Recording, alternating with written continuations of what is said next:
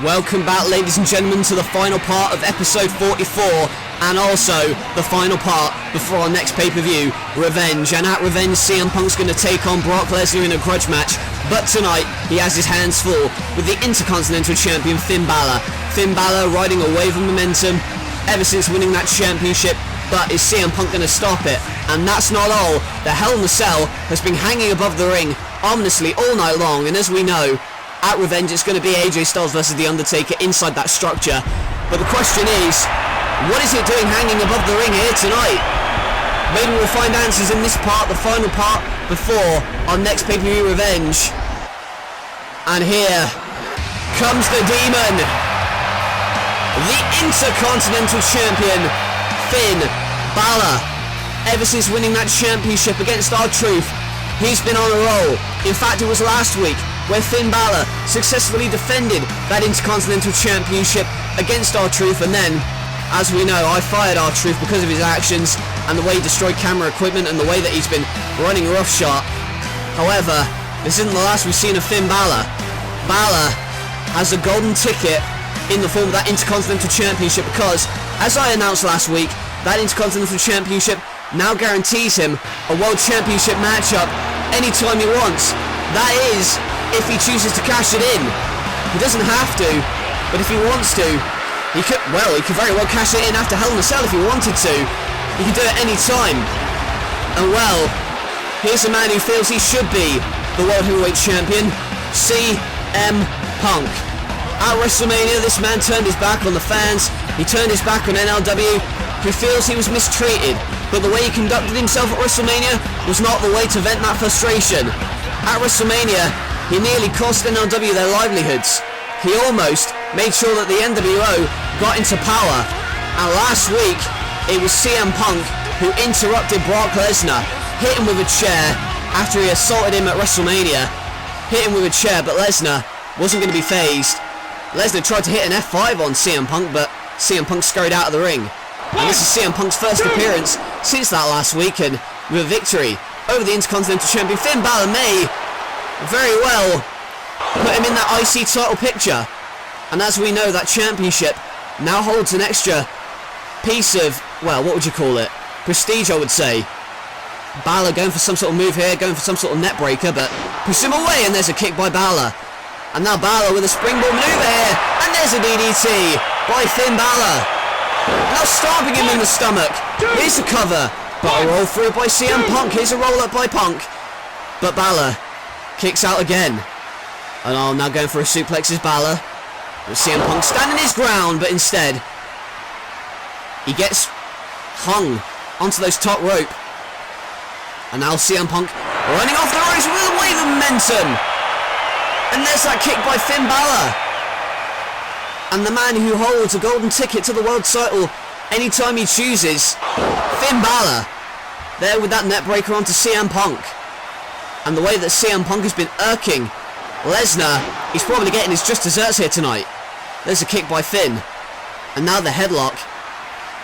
And that paint isn't just for decoration, folks. It helps him get into that mindset of being the Demon, of being a ruthless competitor. CM Punk going to find that out first hand here tonight. There's that drop kick. And the Intercontinental Champion on a roll as CM Punk tries to find some solace. Oh, and for some sort of Hurricane Rana. Let's see out powerbomb instead. And Finn Balor kicks out and rolls his way onto the outside. Or I was about to say he rolled his way onto the outside. Instead, hanging up against the ropes, and there's that back kick by CM Punk. And basking in the glory of being a traitor. And CM Punk, the man who almost cost NLW their livelihoods, almost cost me my livelihood. He certainly had an attitude shift ever since his problems with Triple H, and I don't want to speculate or anything, but he's certainly a suspect in that hit and run case. But he doesn't care. He doesn't care if he's done anything wrong. He doesn't. All he cares about is himself, quite frankly. Going for that GTS, but Finn reverses it into the catapult, into the corner. And CM Punk in trouble. But there's a boot to the face, stopping Finn Balor in his tracks. And CM Punk, where's he going now? Going to that top rope. And again taunting this audience. taking his time, and there's the Randy Savage elbow. But a kick out by Finn. And now right back at him. And here's the Anaconda Vice by CM Punk. CM Punk with that Anaconda Vice in the centre of the ring. And Finn Balor desperately tries to get to the ropes. And he does manage to manoeuvre himself just about. Gets his feet into them. And he's going to be delirious following that choke out. And Punk saying, is this the best they've got? Well, it is that time. There's a back kick by Finn Balor. Knocks him loopy. And now a flurry of offense. There's a sling blade by Finn. And now maybe going to hit a bloody Sunday or something here. No. Held by the neck, and there's that paroxysm. CM Punk not prepared for this onslaught. I think he was taking Finn Balor too lightly here. They're on the same team at WrestleMania. But the moment they're battling it out, Finn going for that coup de grace. But CM Punk crosses him on the top rope, and there's that DDT from the hanging position onto that top turnbuckle. And CM Punk now taunting Finn Balor, and that may not be wise. You want to get him as soon as you can, not wait for him to regain steam and momentum. And now going for the GTS, the move he used to hit Brock Lesnar at Mania, but no! Bloody Sunday maybe, but rolls out of it. Oh, and a kick by CM Punk, that roundhouse. And it's got to be over here. But as Finn Balor just about kicks out and hangs on in there. There's a reason he's the Intercontinental Champion, folks. And there's a reason he's got a golden ticket for a world title matchup anytime he wants. And, oh, hang on. Oh, come on now.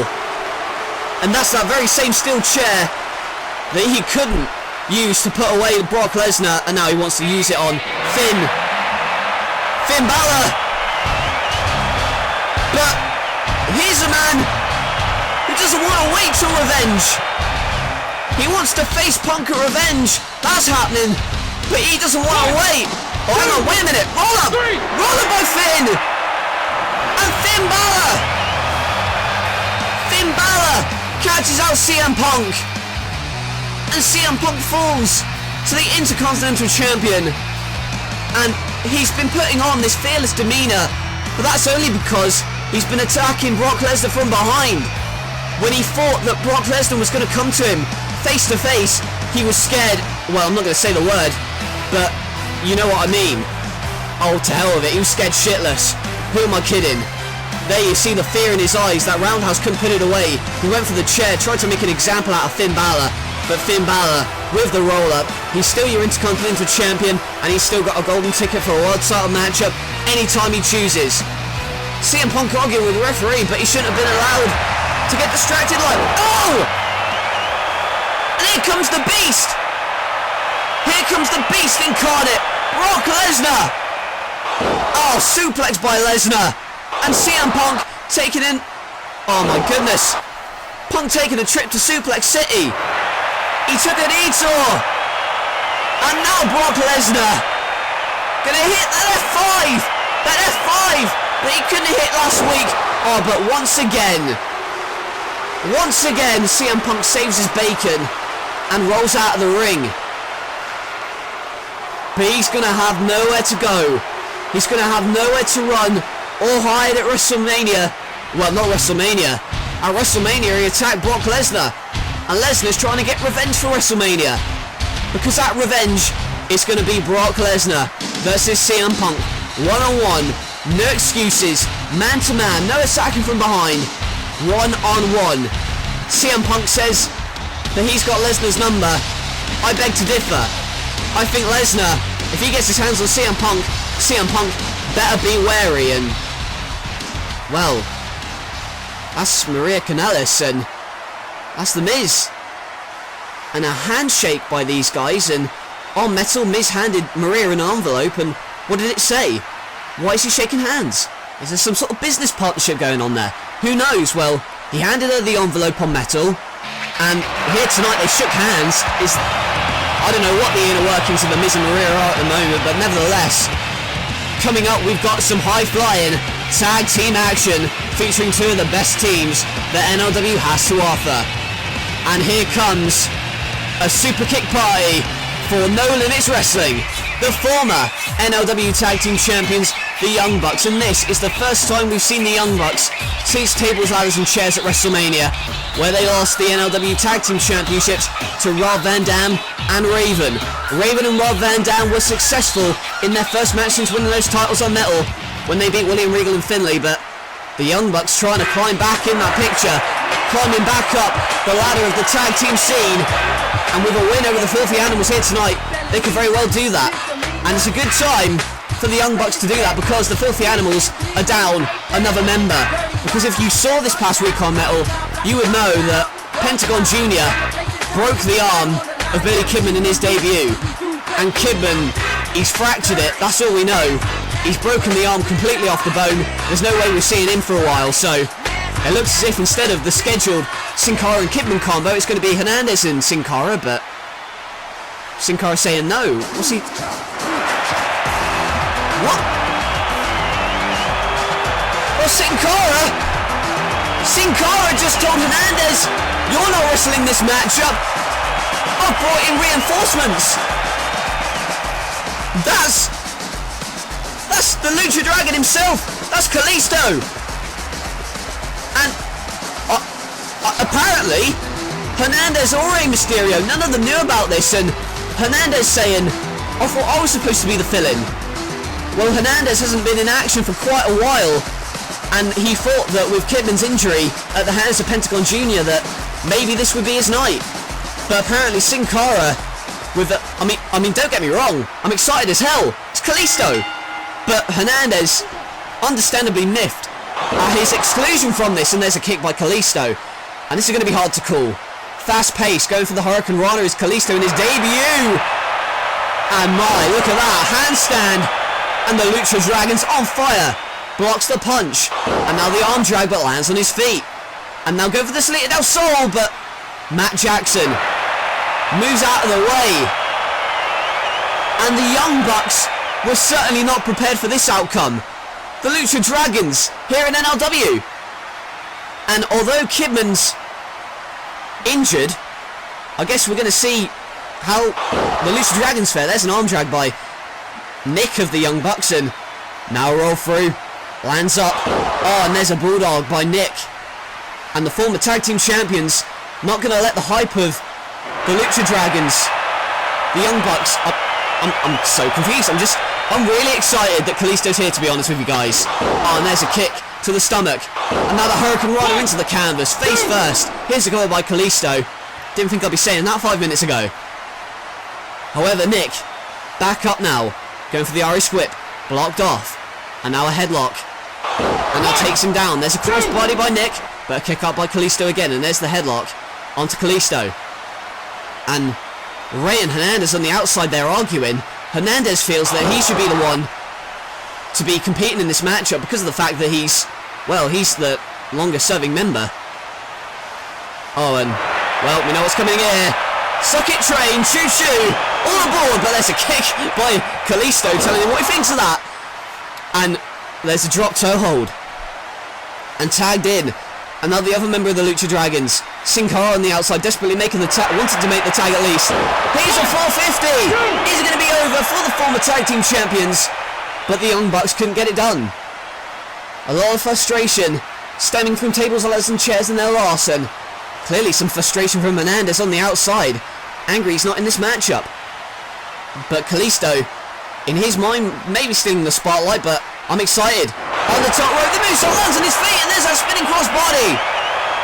And this right here is the opportunity that Kalisto needs.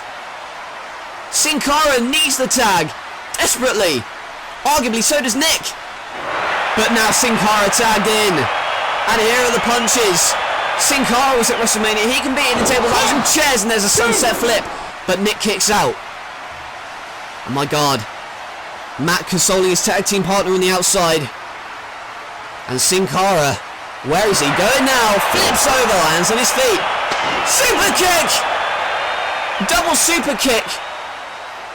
And Hernandez saying, well, I wouldn't have made that stupid mistake. Well, who knows? Oh, more bang for your buck, maybe. But this is the 450. And this is the moonsault.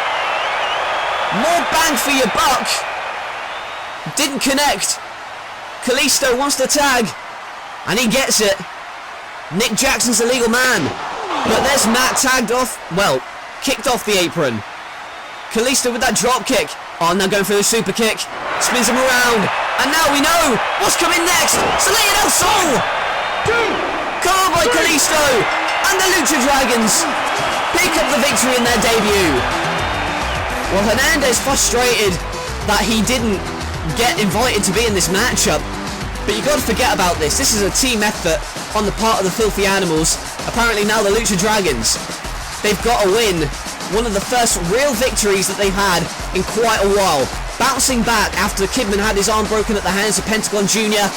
And with fashion. Beating the former tag team champions, no less. Well, more bang for your buck. Couldn't do it. Kalisto was tagged in, caught the super kick, and then hit the Salida del Sol for the win.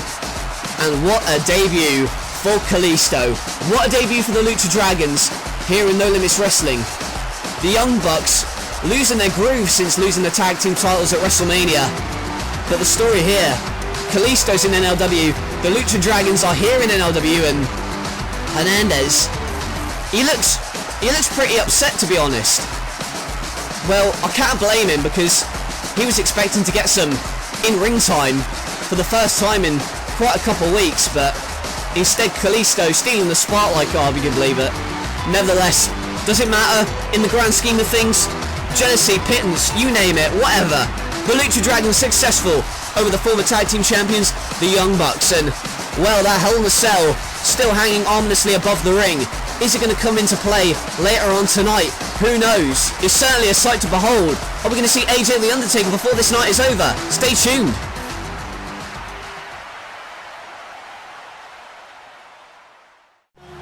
And don't forget, folks, that Revenge is 1 week from today. It is coming your way next week, the first pay-per-view of this new beginning in NLW, with all this new talent converging. And, well, Revenge, you want to talk about new talent? You look no further than the hardcore champion Big E Langston, and his first pay-per-view title defense comes against the homicidal, genocidal, suicidal, death-defying Sabu. We saw Big E throw Sabu into the crowd earlier. Is he going to show the same kind of strength at Revenge in that hardcore title matchup? And you want to talk about hardcore. Earlier tonight, Drew Galloway had his head stomped into a steel chair by Seth Rollins, and Rollins has been getting into the mind of Drew Galloway, but Galloway takes out his frustration against Rollins at Revenge. And also just announced for the X Division Championship, following Adam Cole's victory over the former number one contender Austin Aries, it's now a triple threat. Daniel Bryan puts the title on the line in his first title defense against both Austin Aries and Adam Cole, baby. And also Hardy, HBK, first time in NLW this is happening.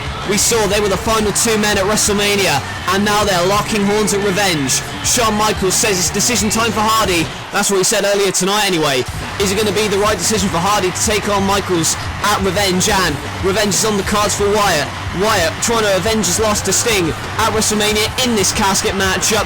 Sting took care of the Brood, but how will the Brood play into this matchup at Revenge? We'll find out in that casket matchup. And Brock Lesnar has not hit the F5 on CM Punk yet, but will he do so at Revenge? CM Punk takes on Brock Lesnar in Lesnar's pay-per-view debut in NLW, and Lesnar is trying to get Punk and get his hands on him desperately. And it's the main event. Who can forget it? It's Hell in a Cell for the World Heavyweight Championship. Rematch from WrestleMania. Styles showed no respect towards Undertaker at WrestleMania when he beat him, but who's going to come out the victor in this Hell in a Cell matchup for the World Heavyweight Championship? That is happening at Revenge, and AJ and The Undertaker on a collision course. Hang on! Whoa! I was saying they're on a collision course, and you can see in the backstage there. I thought we were going to go off the air, but apparently not. Undertaker beating the hell out of AJ Styles in the back there.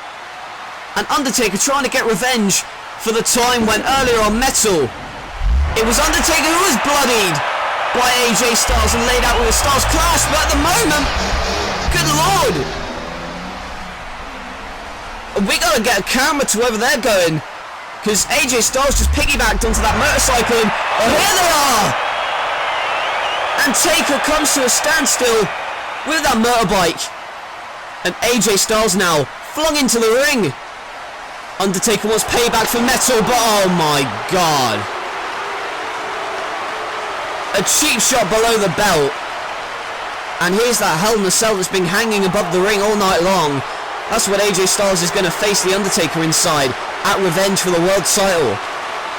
And that low blow, a great metaphor for the way that AJ Styles has acted towards the Undertaker in his title reign. And well, oh, you look at this, and who the hell sent that down? And the Hell in a Cell has just come over this ring, and AJ Styles knows that the Undertaker is locked inside it, and he's taunting him from the outside. He's saying, not tonight, my friend, you're gonna have to wait. Hang on, oh, he's left that motorbike in. Oh my! Look at AJ Styles is petrified! The Styles... Oh my god. Styles tried to escape. Undertaker broke the lock with that motorbike. Escape hell! And AJ Styles thought he was going to find refuge above that ring, on top of that Hell in a Cell, but the Undertaker has followed him. And the only way that AJ Styles is going to get off that is to be thrown off. Oh my! Tombstone on the Cell! And is this the sight we're going to see in 1 week at Revenge? Is the Undertaker going to put AJ Styles away, do what he couldn't do at WrestleMania, and walk out of hell with the World Heavyweight Championship? AJ Styles has paid for his actions. He is paid for what he did to Undertaker at WrestleMania, what he did to him on Metal. And at WrestleMania, AJ Styles was victorious, but will the same result be at Revenge? It's Hell in a Cell. It's for the world title. Undertaker versus Styles.